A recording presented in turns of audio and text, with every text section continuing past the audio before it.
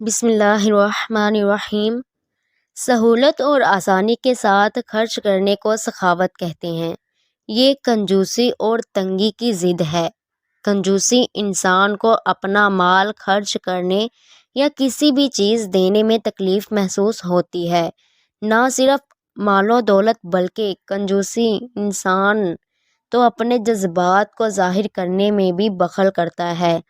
سخی وہ ہے جو اپنے حق کو دوسروں کے سپرد کر دے اور اپنے حق کو دوسروں کے پاس خوش دلی سے رہنے دے۔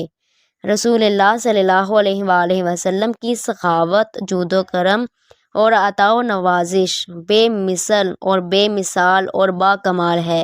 کوئی بھی اس خلق میں بھی آپ کے برابر نہ تھا اور نہ ہی کوئی آپ کے معارض اور مد مقابل تھا، حتیٰ کہ آپ کی پہچان اور شناخت یہی سخاوت اور جود و کرم بن گئی۔ حضرت عبداللہ بن عباس رضی اللہ تعالیٰ عنہ کا بیان ہے کہ نبی کریم صلی اللہ علیہ وآلہ وسلم تمام انسانوں سے زیادہ بڑھ کر سخی تھے۔ خصوصاً ماہ رمضان میں آپ صلی اللہ علیہ وآلہ وسلم کی سخاوت اس قدر بڑھ جاتی تھی کہ برسنے والی بدلیوں کو اٹھانے والی ہواؤں سے بھی زیادہ آپ صلی اللہ علیہ وآلہ وسلم سخی ہو جاتے تھے۔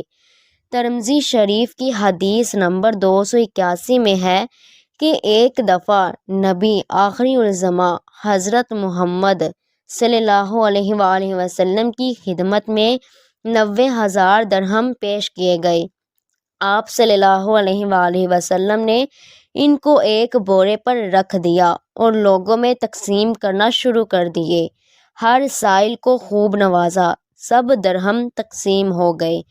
تو اس کے بعد ایک سوالی اور آیا اور حضور صلی اللہ علیہ وآلہ وسلم سے سوال کرنے لگا کہ خدارا مجھے بھی خالی ہاتھ مت لٹائیے گا، مجھے بھی کچھ نواز دیں۔ حضور فرمانے لگے کہ سب درہم تقسیم کر دیے گئے ہیں، اب کچھ نہیں بچا۔ لیکن سوالی سوال کرتا رہا کہ مجھے عنایت فرمائیں۔ پھر حضور صلی اللہ علیہ وآلہ وسلم اس سوالی سے فرمانے لگے ابھی میرے پاس کچھ نہیں، جاؤ تم میرے نام پر کسی سے بھی قرض اٹھا لو، جیسے ہی میرے پاس کچھ رقم آئے گی تو میں وہ قرض ادا کر دوں گا۔ پاس میں ہی حضرت عمر رضی اللہ تعالیٰ عنہ تشریف فرما تھے۔ حضرت عمر رضی اللہ تعالیٰ عنہ حضور پاک صلی اللہ علیہ وآلہ وسلم سے فرمانے لگے جس چیز پر آپ قادر نہ ہوں اللہ نے آپ کو اس کا ذمہ دار نہیں بنایا۔ حضور صلی اللہ علیہ وآلہ وسلم کا چہرہ زرد ہو گیا۔ رسول اللہ صلی اللہ علیہ وآلہ وسلم نے حضرت عمر فاروق رضی اللہ تعالیٰ عنہ کی اس بات سن کر ناپسند کیا۔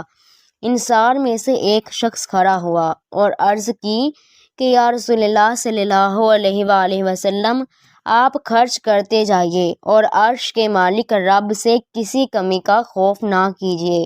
یہ بات سن کر رسول اللہ صلی اللہ علیہ وآلہ وسلم اتنا مسکرائے کہ اس بات کی خوشی کے آثار آپ صلی اللہ علیہ وآلہ وسلم کے چہرہ اقدس پر نمودار ہو گئے اور آپ صلی اللہ علیہ وآلہ وسلم نے فرمایا مجھے اسی بات کا حکم دیا گیا ہے۔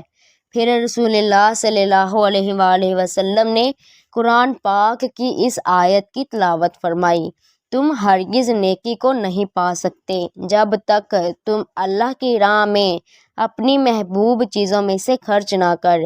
اللہ پاک سے دعا ہے کہ اللہ پاک ہمیں نیک اعمال کرنے کی توفیق عطا فرمائے۔ کمنٹ سیشن میں آمین لکھنا مت بھولیے گا۔